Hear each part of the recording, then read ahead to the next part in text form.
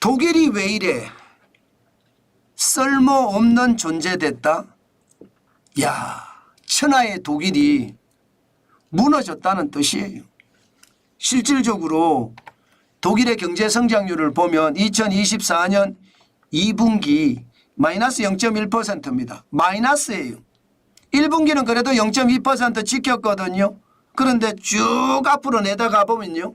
2022년 3분기 0.4% 성장한 이후로 4분기 마이너스 0.4%, 2023년 1분기 마이너스 0.3%, 그리고 2023년 3분기가 마이너스 0.1%, 4분기 마이너스 0.3%.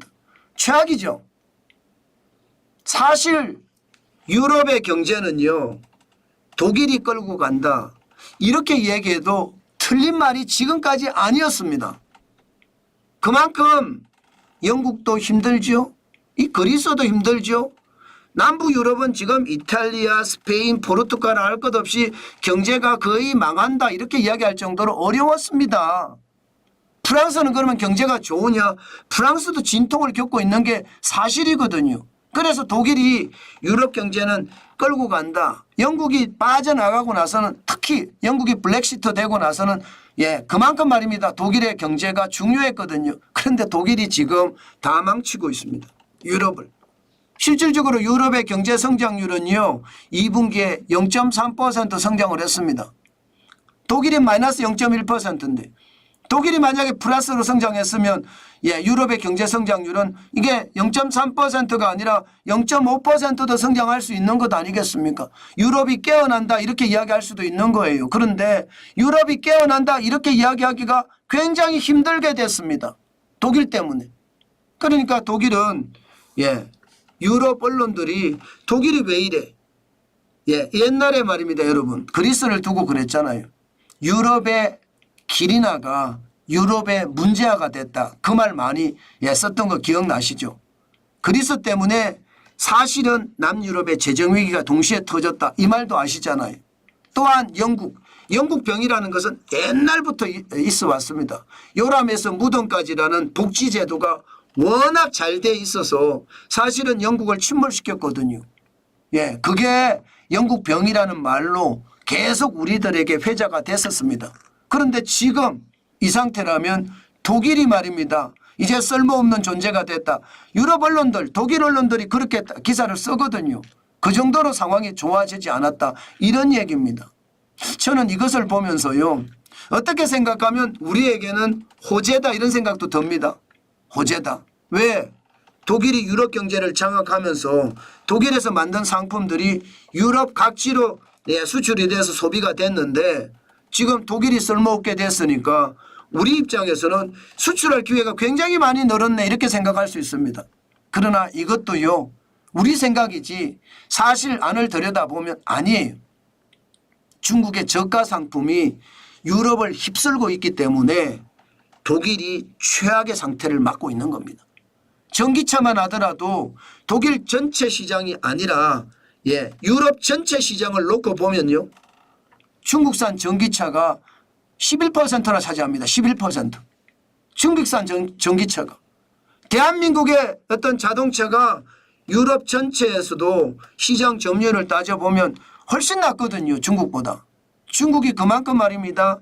유럽을 공략을 했고 유럽은 각지가 공산품부터 자동차까지 중국제 일색인 거예요. 그러니 독일이 몰락할 수밖에. 우리도 이게 너무 좋아할 일은 아니다. 그만큼 중국의 득세가 우리에게는 그만큼 아픈 그런 상황을 초래할 거고요. 문제는 앞으로잖아요. 앞으로 어쨌든 유럽은요. 성장률이 망가졌으니까 여기에 대한 대책을 마련할 겁니다. 당장 말입니다. 자동차에 40% 관세를 매기겠다. 이렇게 이야기하는 것도 지금 유럽이잖아요. 그게 독일 경제를 좀 살릴까요? 아마 그럴 수도 있겠죠. 그만큼 유럽은 이제 보호무역주의 정책으로 똘똘 뭉쳐질 겁니다.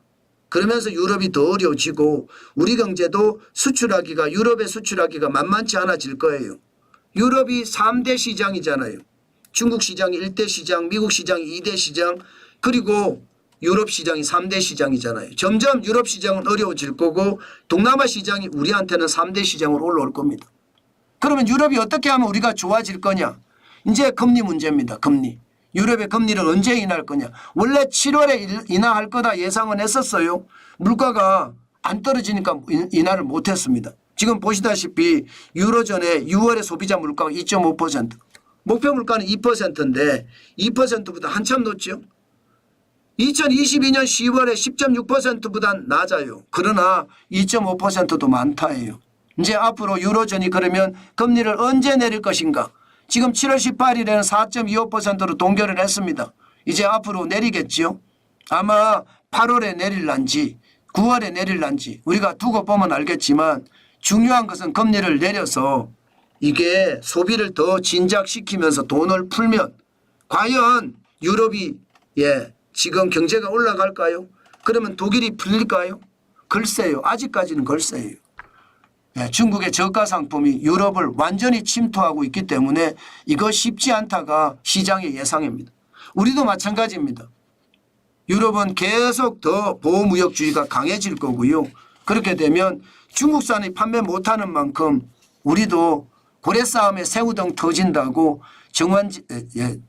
대한민국이라는 새우가 저는 등이 터질 수도 있다 그런 생각도 하게 됩니다. 그만큼 상황이 좋지 않다는 뜻입니다. 게다가 유럽 경제가 아직까지 계속 나빠지고 있거든요. 유럽 제조업의 구매관리자 지수만 이게 50이 기준점인데 45.6이에요. 50이 기준점인데 50보다 높으면 경기가 확장된다는 거고 50보다 낮으면 경기가 축소된다는 건데 유럽의 상황은 좋지 않아요. 그러면 여러분 금리를 내려서 경기를 부양시키는 거. 그러면서 대중국 제재만 많이 하고 대한국 제재는 좀 적게 한다면 우리에게는 좀 유리하겠죠. 그러나 과연 그렇게 갈 것인가 우리가 한번 보자고요. 유럽에서는 독일이 쓸모없는 존재가 됐다 이렇게까지 말할 정도면 앞으로 유럽 경제 쉽지 않다는 뜻입니다. 앞으로 지켜보면서 우리 경제에 도움이 얼마나 될지도 항상 예의주시해야 되는 대목이다. 저는 그렇게 말씀드리겠습니다.